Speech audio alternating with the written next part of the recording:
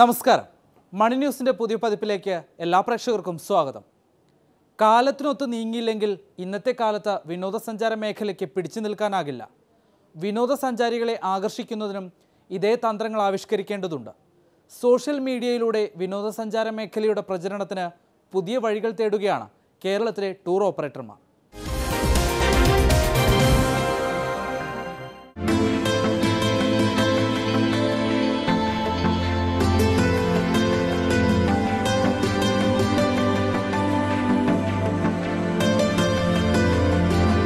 ഇൻസ്റ്റാഗ്രാമും സ്നാപ്ചാറ്റുമെല്ലാം പാശ്ചാത്യ രാജ്യങ്ങളിൽ തരംഗമാകുമ്പോഴാണ് ഇവയുടെ സാധ്യതകൾ ഇവിടെയും ഉപയോഗിക്കുന്നത്. കേരളത്തിലെത്തുന്ന സഞ്ചാരികൾക്ക് അവർ സന്ദർശിക്കുന്ന സ്ഥലങ്ങളുടെ തത്സമയ ദൃശ്യാനുഭവം ഒരുക്കാൻ കേരളത്തിലെ വിനോദസഞ്ചാര മേഖലയും ഒരുങ്ങുകയാണ്. ഇതിന്റെ ഭാഗമായി കൊച്ചിയിൽ സംഘടിപ്പിക്കുന്ന ഇന്റർനാഷണൽ കോൺഫറൻസ് ഓൺ ടൂറിസം ടെക്നോളജിയിൽ പ്രധാന വിഷയം തത്സമയ വീഡിയോ മാർക്കറ്റിംഗ് ആയിരിക്കും. ഇതിനുവേണ്ടി IT പ്രൊഫഷണലുകളായ യുവാക്കളുടെ സംഘമായിരിക്കും പ്രവർത്തിക്കുക. സാമൂഹ്യ മാധ്യമങ്ങളിലെ പ്രാതിനിധ്യത്തിനപ്പുറം തത്സമയ വീഡിയോകളാണ് ഇന്നത്തെ തരംഗം. തത്സമയ വീഡിയോകൾ ടൂറിസ്റ്റുകളെ ആകർഷിക്കുന്ന മാധ്യമമായി മാറിക്കഴിഞ്ഞാൽ അവ വിനോദസഞ്ചാരത്തിന്റെ പ്രചാരണത്തിൽ നിർണായകമാകും. കേരള ടൂറിസത്തിന്റെ പിന്തുണയോടെ ജൂൺ 8 മുതൽ കൊച്ചിയിലെ മെറിഡിയൻ കൺവെൻഷൻ സെന്ററിൽ നടക്കുന്ന 2 ദിവസത്തെ സമ്മേളനം ടൂറിസം വിപണന തന്ത്രങ്ങളിലെ നൂതന ആഗോള പ്രവണതകളെപ്പറ്റി അറിവ് പകരും. അസോസിയേഷൻ ഓഫ് ടൂറിസം ട്രേഡ് ഓർഗനൈസേഷനാണ് ജൂൺ 8 മുതൽ 10 വരെ കൊച്ചിയിലെ മെറിഡിയൻ ഹോട്ടലിൽ ഈ അന്താരാഷ്ട്ര സമ്മേളനം സംഘടിപ്പിക്കുന്നത്. ഇങ്ങനെ ഓൺലൈൻ ഗൂഗിൾ സെർച്ച് അങ്ങനെ പല മാർക്കറ്റ് പ്ലേസുകളിലും നമ്മുടെ ഓർഗനൈസേഷൻ്റെ വിസിബിലിറ്റി, അത് ഹോട്ടലായിക്കോട്ടെ, ടൂർ ഓപ്പറേറ്റർ ആയിക്കോട്ടെ, പാക്കേജസ് ആയിക്കോട്ടെ, ആ വിസിബിലിറ്റി കൂട്ടുക എന്ന ലക്ഷ്യത്തോടു കൂടിയാണ് നമ്മൾ ഈ ഒരു കോൺഫറൻസ് നടത്തുന്നത്. ഇതിൽ ഈ വർഷം ഏകദേശം 10ലധികം ഇൻ്റർനാഷണൽ സ്പീക്കേഴ്സ് വരുന്നുണ്ട്. എല്ലാം ലീഡിംഗ് ആയിട്ടുള്ള സ്പീക്കേഴ്സാണ്. അതിനകത്ത് അവർ ചർച്ച ചെയ്യുന്നത് ഞാൻ മുമ്പ് സൂചിപ്പിച്ചതുപോലെ ഇൻസ്റ്റാഗ്രാമിനെ എങ്ങനെ ടൂറിസത്തിന് ഉപയോഗിക്കാം, ട്വിറ്ററിനെ എങ്ങനെ ഉപയോഗിക്കാം, ഫേസ്ബുക്ക് ലൈവിനെ എങ്ങനെ ഉപയോഗിക്കാം, സ്നാപ്ചാറ്റിൻ്റെ സാധ്യതകൾ എന്താണ്, ഒപ്പം ഏതൊക്കെയാണ് കീവേഡ്സ് എങ്ങനെയാണ് വർക്ക് ചെയ്യുന്നത് ഗൂഗിളിൽ, അങ്ങനെയുള്ള ഡിഫറെൻ്റ് ആസ്പെക്ട്സ് ഈ കോൺഫറൻസിൽ ചർച്ച ചെയ്യുന്നുണ്ട്. ഒപ്പം തന്നെ ഇപ്പം റീസെൻ്റായിട്ട് നോക്കുകയാണെങ്കിൽ സ്റ്റോറി ടെല്ലിങ്ങിന് വളരെ സാധ്യതയാണ്. അപ്പോൾ ഒരു ഡെസ്റ്റിനേഷനിൽ വന്നു കഴിഞ്ഞാൽ ആ ഡെസ്റ്റിനേഷൻ്റെ ഹിസ്റ്ററിയും അതുമായിട്ട് ബന്ധപ്പെട്ട ആക്ടിവിറ്റീസും എല്ലാം ഒരു സ്റ്റോറിയായിട്ട് പറഞ്ഞു കൊടുക്കുന്നത് ഇപ്പം അതൊരു ട്രെൻഡായിട്ട് വരുവാണ്. അപ്പം നമ്മൾ art of destination story telling എന്ന് പറയുന്ന ഒരു ടോപ്പിക്കും പ്രാവശ്യം ഇൻക്ലൂഡ് ചെയ്തിട്ടുണ്ട്. അപ്പോൾ അതിനകത്തും ലീഡിംഗ് ആയിട്ടുള്ള ഒരു സ്പീക്കറിനെ നമ്മൾ കൊണ്ടുവരികയാണ്. അപ്പോൾ ഇങ്ങനെയാണ് ഈ international conference on tourism technology ഈ കാലഘട്ടത്തിൽ ടൂറിസത്തിൻ്റെ പ്രാധാന്യം.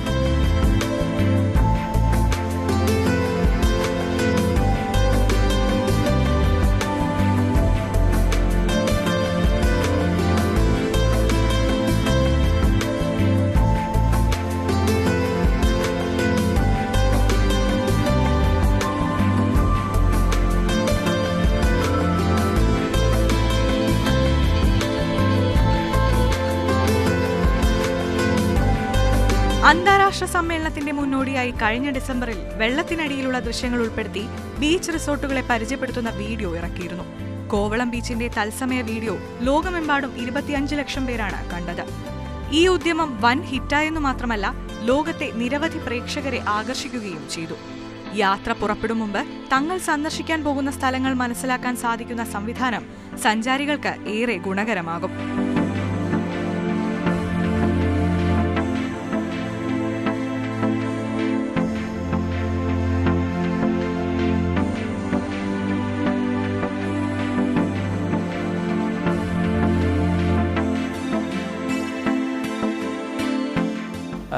ടൂർ ഓപ്പറേറ്റേഴ്സിന് ഇപ്പം അവരുടെ വിസിബിലിറ്റി വർദ്ധിപ്പിക്കാനായിട്ട് സാധിക്കും. ഇപ്പോൾ ഒരാൾക്ക് ഒരു വെബ്സൈറ്റ് ഉണ്ട്, ആ വെബ്സൈറ്റ് എങ്ങനെ ഗൂഗിളിൽ ടോപ്പിൽ റാങ്ക് ചെയ്യാനായിട്ട് പറ്റും, എങ്ങനെ കൂടുതൽ ട്രാഫിക് കൊണ്ടുവരാൻ പറ്റും. അപ്പം അങ്ങനെ വിസിബിലിറ്റി ഒരാൾ സെർച്ച് ചെയ്യുമ്പോൾ കേരള ടൂർ ഓപ്പറേറ്റർ എന്ന് സെർച്ച് ചെയ്യുന്ന സമയത്ത് അയാളുടെ വെബ്സൈറ്റ് ഫസ്റ്റ് 10ൽ എങ്ങനെ എത്തിക്കാൻ പറ്റും, അതിനെപ്പറ്റിയാണ് ഒരു ടോപ്പിക്ക് കൈകാര്യം ചെയ്യുന്നത്. ഒപ്പം തന്നെ നമ്മളുടെ ഓരോ ഫേസ്ബുക്ക് ഹാൻഡിൽ അല്ലെങ്കിൽ ട്വിറ്റർ ഹാൻഡിൽ, ഇൻസ്റ്റാഗ്രാം, ഇതെങ്ങനെയാണ് ഹാൻഡിൽ ചെയ്യേണ്ടത്, എങ്ങനെയാണ് നമുക്ക് കൂടുതൽ ഫോളോവേഴ്സിനെ അട്രാക്റ്റ് ചെയ്യാൻ പറ്റുന്നത്, ഇതിലേക്ക് കൊണ്ടുവരാൻ പറ്റുന്നത്, ഇതാണ് നമ്മൾ ചർച്ച ചെയ്യുന്നത്.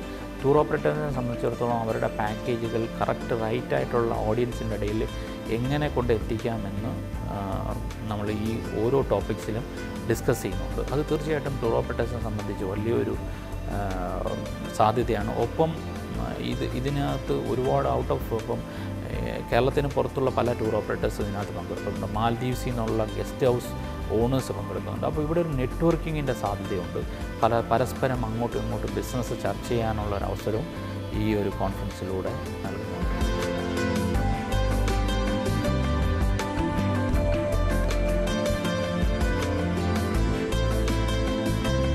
ഡിജിറ്റൽ സാങ്കേതികവിദ്യയുടെ സഹായത്തോടെ ടൂറിസം രംഗത്ത് സ്ഥിരതയാർന്ന മുന്നേറ്റം കാഴ്ചവെക്കാൻ വ്യവസായത്തെ സജ്ജമാക്കുന്നതിനാണ് ICTT 2017 നടത്തുന്നത്. സംരംഭകർക്ക് ലോകത്തിന്റെ എല്ലാ ഭാഗത്തേക്കും സ്വന്തം ടൂറിസം സംരംഭത്തിന്റെ വിശദാംശങ്ങൾ ഇതുവഴി എത്തിക്കാൻ സാധിക്കും. ടൂർ ഓപ്പറേറ്റേഴ്സ്, ഹോട്ടൽ വ്യവസായികൾ, റിസോർട്ട് ഉടമകൾ, home stay, search engine optimisation കമ്പനികൾ, സോഫ്റ്റ്വെയർ കമ്പനികൾ, മീഡിയ മാർക്കറ്റിംഗ്, ബ്ലോഗ് തുടങ്ങിയ മേഖലകളിൽ നിന്നായി 500ഓളം പ്രതിനിധികളാണ് സമ്മേളനത്തിൽ പങ്കെടുക്കുന്നത്. വിപണിയിൽ മുന്നേറാൻ സഹായിക്കുന്ന വിപണന തന്ത്രങ്ങളിലും അതിനൂതന സാങ്കേതികവിദ്യയിലും തികച്ചും പ്രായോഗികവും ചിലവ് കുറഞ്ഞതുമായ പരിഹാരമാർഗങ്ങൾ സമ്മേളനത്തിൽ അവതരിപ്പിക്കപ്പെടും. ഫേസ്ബുക്ക്, ട്വിറ്റർ, യൂട്യൂബ്, ഇൻസ്റ്റാഗ്രാം തുടങ്ങിയ സമൂഹമാധ്യമ വേദികൾ ബിസിനസ് വളർച്ച നേടാനും ബ്രാൻഡ് ശ്രദ്ധ നേടാനുമായി എങ്ങനെ ഫലപ്രദമായി പ്രയോജനപ്പെടുത്താമെന്നും സമ്മേളനം ചർച്ച ചെയ്യും.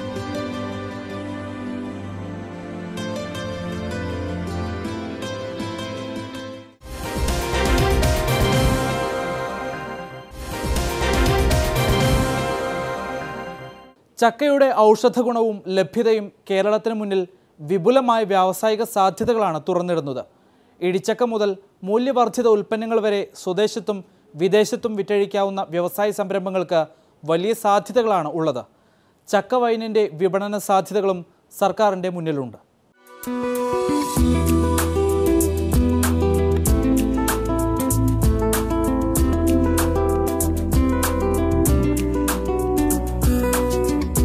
കേരളത്തിൽ സുലഭമായ ചക്കയെക്കുറിച്ച് മലയാളികൾക്ക് വേണ്ടത്ര പരിചയമില്ലെങ്കിലും ചക്ക വിഭവങ്ങൾ ഇതര സംസ്ഥാനങ്ങളിലും വിദേശ രാജ്യങ്ങളിലും തീന്മേശയിലെ താരമാണ്.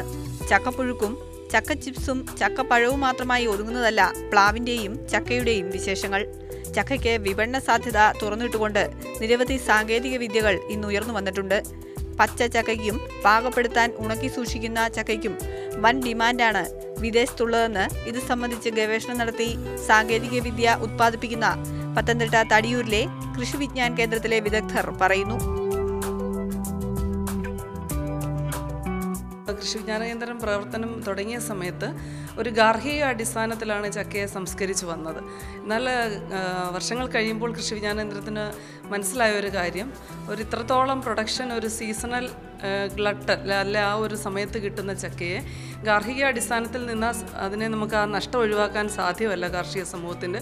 അതുകൊണ്ട് അതിനെ വാണിജ്യ അടിസ്ഥാനത്തിൽ തന്നെ സംസ്കരിക്കുകയും വിപണനം ചെയ്യാനും അതിന് വേണ്ട ടെക്നോളജികൾ എക്യൂപ്പ് ചെയ്യണം എന്നുള്ളൊരു ഫീലിംഗ് KVK ഉണ്ടായി. അതിൻ്റെ പേരിലാണ് KVK വാണിജ്യ അടിസ്ഥാനത്തിൽ അതിൻ്റെ പ്രോസസ്സിങ്ങും പ്രൊമോഷനും അതിനുവേണ്ട ഫ്ലോ ചാർട്ടും മറ്റു കാര്യങ്ങളും നൽകി അങ്ങനെ തന്നെ ഒരു നമ്മുടെ സംരംഭകരെ ഞങ്ങൾ പാകപ്പെടുത്തിയെടുത്തത്. അപ്പോൾ അതിൽ ആദ്യഘട്ടത്തിൽ ഞങ്ങൾ ചെയ്തു കൊടുത്ത ഒരു സംവിധാനം എന്ന് വെച്ചാൽ ഇവിടെ തന്നെ KVKയിൽ തന്നെ അവരുടെ പ്രോഡക്ട്സ് ഡിസ്പ്ലേ ചെയ്യാനുള്ള ഒരു സംവിധാനവും അതേപോലെ തന്നെ KVKയുടെ അഗ്രോ പ്രോഡക്ട്സ് ഡിസ്പ്ലേ സെൻറ്റർ വഴി പ്രദർശനം മാത്രമല്ല വിപണനം ചെയ്തുകൊണ്ട് അതിൻ്റെ ഒരു മാർക്കറ്റ് സ്റ്റഡി പോലെ ഒരു ഫീഡ്ബാക്ക് പോലെ എടുക്കുന്നതിനും KVK ശ്രമിച്ചു. അതിൻ്റെ ഒരു അടുത്ത ഘട്ടം എന്ന നിലയിൽ കൃഷി വിജ്ഞാന കേന്ദ്രത്തെക്കാൾ കൂടുതൽ റോഡ് ആക്സസ് ഉള്ള സ്റ്റേറ്റ് ഹൈവേയോട് ചേർന്നിട്ട് ഒരു ഗ്രീൻ ഷോപ്പ് KVK ഇവിടെ പഠിച്ചു കഴിഞ്ഞവരുടെയും കർഷകരുടെയും ഉൽപ്പന്നങ്ങൾ വിറ്റഴിക്കുന്നതിനായിട്ട് സ്ഥാപിച്ചു.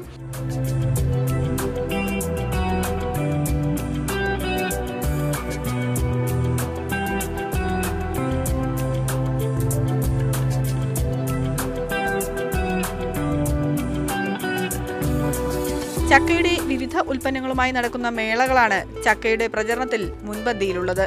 എന്നാൽ പ്ലാവ് നടുമ്പോൾ തന്നെ തുടങ്ങുന്ന ശ്രദ്ധയോടെ വേണം വ്യവസായത്തിനും തയ്യാറെടുക്കാൻ എന്നതാണ് വസ്തുത. വരിക്ക, കൂഴ ഇനത്തിലുള്ള ചക്കയിൽ നിന്നും വിവിധ ഉൽപ്പന്നങ്ങൾ നിർമ്മിക്കാനാകും. എന്നാൽ ഇത് ഉണക്കിയെടുത്ത് വിൽക്കുന്നതിനാണ് മലയാളികൾ ഉള്ള വിദേശ രാജ്യങ്ങളിൽ താൽപ്പര്യം. മറ്റു രാജ്യങ്ങളിൽ ഇടിച്ചക്കയ്ക്കാണ് കൂടുതൽ ആവശ്യക്കാർ. ചിപ്സ്, ചക്ക വരട്ടിയത്, ഹൽവ പോലുള്ള ഉൽപ്പന്നങ്ങൾ രാസവസ്തുക്കളൊന്നും കൂടാതെ ദീർഘകാലം വെക്കുന്നതിനുള്ള സാങ്കേതിക വിദ്യയിൽ ഉൾപ്പെടെ പരിശീലനം തടിയൂരിലെ കൃഷി വിജ്ഞാന കേന്ദ്രവും നൽകുന്നുണ്ട്.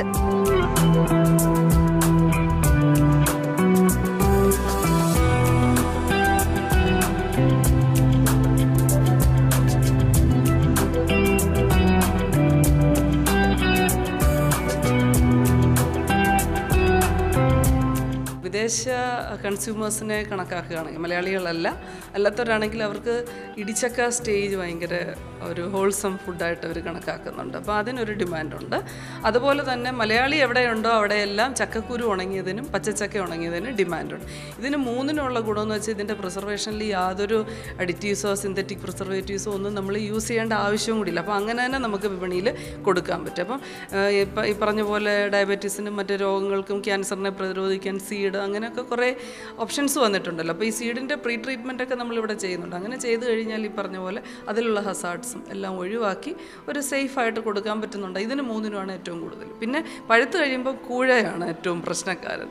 അപ്പോൾ അതുകൊണ്ട് അതിൻ്റെ ഡീഹൈഡ്രേറ്റഡ് ലെതർ നമ്മളുണ്ടാക്കുന്നത്, അതായത് ബാർ അല്ലെങ്കിൽ പഴയ കാലത്ത് മാംഗോ ബാർ തെര ഒക്കെ ഉണ്ടാക്കുന്നത്, അതിനെ നമ്മളൊന്നുകൂടെ റിഫൈൻ ചെയ്ത് സ്റ്റെപ്സ് ഓപ്റ്റിമൈസ് ചെയ്ത് എടുത്തിട്ടുണ്ട്. അപ്പോൾ അതിനും നല്ല ഡിമാൻഡുണ്ട്. അതായത് മിഡിൽ ഈസ്റ്റുകൾ ഡ്രൈ ഫ്രൂട്ട്സ് ചെയ്യുന്നത്, ഡ്രൈ ഫ്രൂട്ട്സ് എന്ന് വെച്ചാൽ ഓസ്മോട്ടിക് ഡീഹൈഡ്രേഷൻ ജാക്കിനും അത് വരിക്കയ്ക്കേ ചെയ്യാൻ പറ്റുള്ളൂ, നല്ല ക്വാളിറ്റി കിട്ടത്തുള്ളൂ. അല്ലാതെ ബ്ലെൻഡിങ്ങിന് ലേറ്റർ സ്റ്റേജിലേക്ക് കൂഴ വേണേലും ഡീഹൈഡ്രേറ്റ് ചെയ്ത പ്രകാരം പഴുത്ത വയ്ക്കാം.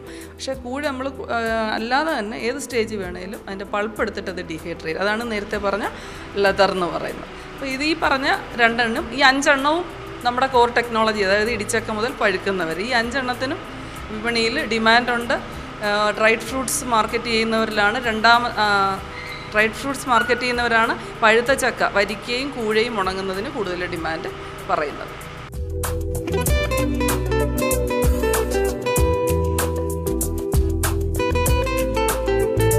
തടിയൂരിലെ കാർഡ് കൃഷി വിജ്ഞാൻ കേന്ദ്രവും ജാക്ക് ഫ്രൂട്ട് പ്രൊമോഷൻ കൗൺസിലും ഉൾപ്പെടെ ചക്കയുടെ വിപണന സാധ്യത സംബന്ധിച്ചും വ്യാവസായിക രംഗത്തെ സാധ്യതകൾ സംബന്ധിച്ചും പരിശീലനം നൽകുന്നുണ്ട്. ചക്കയുടെ ശേഖരണം, കൃഷി, പാചകത്തിനായി പ്രോസസ് ചെയ്യുന്ന വിധം, വിദേശത്തേക്ക് കയറ്റി അയക്കാനുള്ള ലൈസൻസ് നേടുന്ന വിധം, വിവിധതരം ഉൽപ്പന്നങ്ങളുടെ നിർമ്മാണം, ആവശ്യമായ മെഷീനുകളുടെ ഉപയോഗം തുടങ്ങിയവയെല്ലാം പരിശീലനത്തിൽ ഉൾപ്പെടും. ഇവ സ്വായത്തമാക്കുന്നതിനായി കുറച്ച് കൂടുതൽ തുക ചെലവഴിക്കേണ്ടി വരും എന്ന് മാത്രം. നമ്മൾ ഇപ്പോൾ നോർത്ത് ഇന്ത്യയിലേക്ക് കയറ്റി അയക്കുന്ന ഈ ഇടിച്ചക്ക ഉണ്ടല്ലോ, ഇതിൻ്റെ മൊത്തം തോത് നോക്കിയാൽ Kerala need not be a vegetable dependent state. ഈ ഇടിച്ചക്ക ഇത്ര നല്ല ഹെൽത്തി ആയുള്ള ഒരു 9 ഗ്രാംസ് ഒക്കെ വിഷമവും ഇല്ലാതെ കുറേ ഡോക്ടർമാർ പറയുന്ന ആരോഗ്യം ലോട്ട് ഓഫ് ഹെൽത്ത് ബെനിഫിറ്റ്സ് ഉള്ള ഈ ചക്ക നമ്മൾ തന്നെ കഴിക്കാൻ യൂസ് ചെയ്യാൻ ഒരു ശ്രമിച്ചാൽ ഈ വെജിറ്റബിൾ ഡിപ്പെൻഡൻസി മൊത്തം പോകുമെന്നാണ് എനിക്ക് സ്റ്റാറ്റിസ്റ്റിക്സ് അറിഞ്ഞുകൂടാ. എന്നാലും ഇവിടെ നിന്ന് 50,000 ടൺസ് ഓഫ് ജാക്ക് ഫ്രൂട്ടാണ് പോകുന്നത്.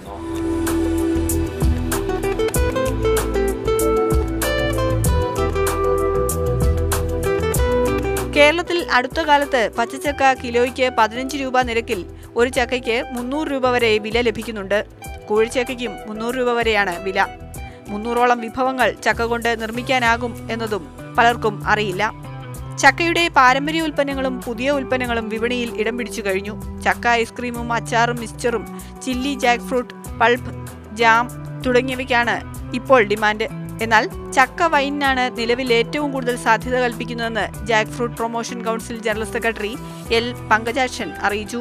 ഇതിനായി അനുമതി വേണ്ടതിനാൽ ഇതിനുള്ള ചർച്ചകൾ നടത്തി വൈൻ പോളിസി പ്രഖ്യാപിക്കാനുള്ള ശ്രമത്തിലാണ് കേരള സർക്കാർ.